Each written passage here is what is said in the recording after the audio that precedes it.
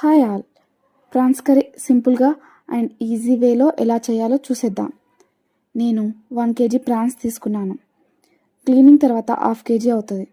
దీనిని పసుపు and salt add చేసి నీట్గా వాష్ చేసుకోవాలి. ఇప్పుడు ఇందులో 1/2 టీ స్పూన్ పసుపు, 1½ టీ స్పూన్ సాల్ట్, మీరు రుచికి సరిపడా వేసుకోవచ్చు, 2 టీ స్పూన్ కారం, 1 టీ స్పూన్ ధనియా పౌడర్ వేసి 1½ టీ స్పూన్ అల్లం వెల్లుల్లి పేస్ట్ వేసి బాగా కలుపుకోవాలి. అరగంట పాటు డీప్ ఫ్రిడ్జ్లో పెట్టుకోవాలి. ఇప్పుడు స్టవ్ వెలిగించుకొని 1 టీ స్పూన్ ఆయిల్ వేసుకొని మ్యాగ్నేట్ చేసుకున్న ప్రాన్స్ని యాడ్ చేయాలి. ఇందులో 1½ గ్లాస్ వాటర్ని యాడ్ చేసుకోవాలి. మీడియం ఫ్లేమ్లో బాయిల్ చేసుకోవాలి.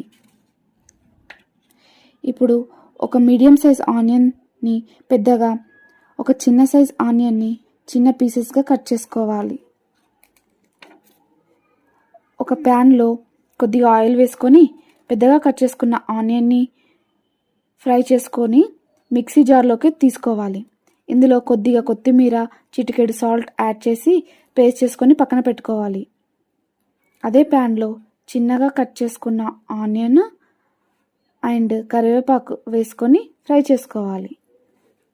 దీనిని బాయిల్ అవుతున్న ప్రాన్స్లో వేయాలి. ఇందులో ఆనియన్ పేస్ట్ని అండ్ కొబ్బరి పొడిని యాడ్ చేసుకోవాలి.